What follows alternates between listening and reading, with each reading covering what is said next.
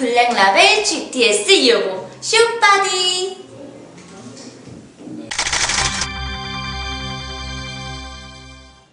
(3월) 둘째 주 알짜 뉴스입니다.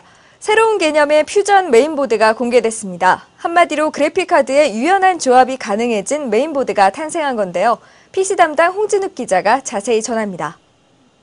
MSI에서 이번에 발표한 퓨전 메인보드는 ATI의 라데온과 엔비디아의 지포스 그래픽카드를 함께 꽂아 멀티 그래픽카드를 사용할 수 있다는 점에서 출시 전부터 큰 화제를 몰고 온 바 있습니다.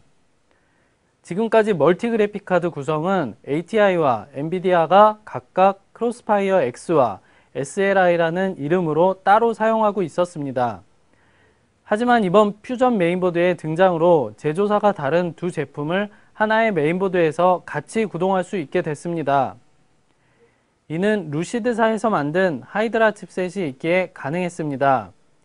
이 칩셋을 장착함으로써 MSI는 각기 다른 그래픽카드를 2개 혹은 3개까지 탑재할 수 있게 됐습니다.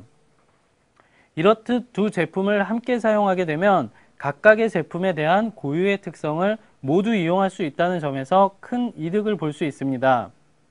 모니터 출력을 엔비디아 그래픽카드와 연결하면 쿠다와 퓨어비디오와 같은 기능을 쓸 수 있고 ATI 그래픽카드와 연결하면 아이피니티와 UVD2 등의 기능을 사용할 수 있습니다. 이 제품은 곧 국내 시장에도 출시될 예정이고 가격은 50만 원 중반대가 될 것으로 보입니다. 미디어잇 홍진욱입니다. 이어서 한 주간의 주요 소식입니다. 온라인으로 구입한 CPU가 납덩어리와 비누를 깎아 만든 모조품으로 밝혀지는 사건이 일어나 온라인 사기에 주의가 요구됩니다. 최근 한 네티즌이 실제 CPU 모조품 사진을 공개하면서 논란이 일고 있는데요. 온라인 판매자 역시도 해외 수입품을 직접 뜯어보지 않고 판매한 터라 진품인지 모조품인지 확인할 수 없었다고 합니다. SK텔레콤과 KT, LG텔레콤 등 통신 3사는 최근 업계 CEO들과 간담회를 갖고 통합 앱스토어를 구축하기로 결정했습니다. 또 연간 마케팅 비용을 2조 원 이상 줄이고 이를 모바일 활성화를 위한 연구 개발과 벤처 지원에 쓰기로 하는 마케팅 가이드라인에 합의했습니다. 스마트폰을 통한 모바일 인터넷 서비스 이용자가 급증하면서 3G나 와이브로 등을 통해 모바일 기기에서 와이파이 활용을 할 수 있는 테더링 서비스가 주목받고 있습니다. 특히 아이폰을 이용한 테더링 서비스가 큰 관심을 끌었는데요. 하지만 조만간 출시될 태블릿 기기 아이패드는 아이폰과의 테더링 기능을 지원하지 않을 계획이어서 소비자들의 실망이 예상된다고 외신들이 보도했습니다. 일반 가정의 디지털 TV 전환을 촉진하기 위해 방송통신위원회는 서민들을 위한 보급형 디지털 TV를 선정했습니다. 이번에 선정된 제품들은 시중보다 최대 13만 원까지 저렴하게 판매되며 오는 5월부터 4개 회사에 9개 제품이 공급됩니다. LG텔레콤은 지난 11일 오즈 2.0 전략설명회를 개최했습니다. 오즈 2.0은 오즈 앱과 오즈 스토어, 오즈 앱에 최적화된 고성능 휴대폰과 전용 요금제, 통합 FMC 상품 등을 내용으로 합니다. 애플 아이패드의 와이파이 모델의 미국 공식 발매일이 4월 3일로 확정됐다고 로이터 등 외신들이 보도했습니다. 3G 모델은 늦어도 4월 안에 출시되며 캐나다와 독일, 일본과 영국 등에서도 4월 중 구매가 가능할 것으로 보입니다. 하지만 우리나라에 대한 언급은 없는 것으로 알려졌습니다. 인터넷 전송 속도를 3배가량 빠르게 할 수 있는 라우터를 미국 장비 회사가 개발했다고 합니다. 전송 속도가 초당 300테라비트가 넘어 미국 의회 도서관 소장 자료를 1초 만에 내려받을 수 있는 속도라고 합니다. 아이폰에서 유튜브에 동영상을 올리는 것에 대한 구글의 제한적 본인 확인제 위반 논란과 관련해 유튜브는 구글 본사가 미국에 서버를 두고 직접 운영하는 글로벌 서비스이므로 국내법으로 규제할 수 없는 것으로 판단된다고 방송통신위원회는 밝혔습니다. 신종 컴퓨터 해킹 프로그램이 등장해 중소기업의 은행 계좌 피해가 늘고 있다고 파이낸셜 타임스가 전했습니다.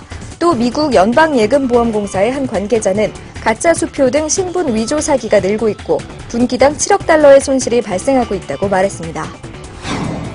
소니 에릭슨은 싱가포르에서 미디어 행사를 갖고 스마트폰 엑스페리아 X10을 빠르면 오는 5월 국내에 출시한다고 발표했습니다. 몬스터폰이라고도 불리는 이 제품은 SK텔레콤을 통해 국내에 들어오며 안드로이드 1.6과 1GHz 퀄컴 스냅드래곤 프로세서를 탑재했습니다. 소니는 플레이스테이션 3용 모션 컨트롤러 PS 무브를 공개했습니다. 닌텐도 위에 눈차크와 비슷한 보조 컨트롤러가 있어 PS 무브와 무선 연결돼 합동 조작이 가능합니다. USB 카메라와 모션 컨트롤러 지원 게임을 함께 패키지로 묶어 $100 이하의 가격으로 공급될 것으로 보입니다. 문화체육관광부는 게임 과몰입에 대응한 종합 대책을 강화하겠다고 밝혔습니다. 게임 과몰입 대응 사업 예산을 기존 5억 원에서 최대 50억 원으로 올리고 정해진 시간 이상 게임을 할 경우 게임 플레이에 불이익을 주는 피로도 시스템 도입을 확대하는 등 구체적인 5가지 추진 방향을 세웠습니다. 게임물 등급위원회는 국내 게임 심의 제도를 준수하지 않은 게임을 안드로이드 마켓에서 유통 중인 구글에게 접속을 차단할 수도 있다는 시정 권고장을 발송했다고 밝혔습니다.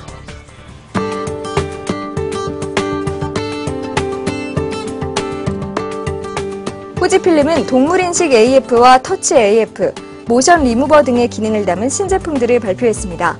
동물인식 AF는 고양이와 강아지 등 최대 10마리의 동물을 인식하며 모션 리무버 기능은 연속 촬영 후 흔들린 피사체를 자동으로 지워지는 기능입니다. 벤큐 코리아는 LED 백라이트 기술을 적용한 V 시리즈를 공개했습니다. 모니터 두께는 15mm, 동적 명암비는 1000만대 1입니다. 친환경 공법을 적용했으며 LCD 모니터 대비 약 70%의 에너지 절감 효과를 지녔습니다. 티뮤는 4포트 USB 2.0 허브 제품 릴리즈를 선보였습니다. 전원 연결 없이 USB 포트 전원으로 바로 사용할 수 있으며 반자동 릴 방식을 이용해 26cm의 케이블을 필요에 따라 꺼내 사용할 수 있습니다. 인터페이스는 최대 480Mbps까지 지원합니다. 봄이 시작되면서 IT 업계도 새로운 기술과 제품을 속속 선보이고 있습니다. 여러분도 겨우내 계획했던 올 한해 계획들 이제 본격적으로 펼쳐나가시기 바랍니다. 이번 주 소식은 여기까지입니다. 고맙습니다.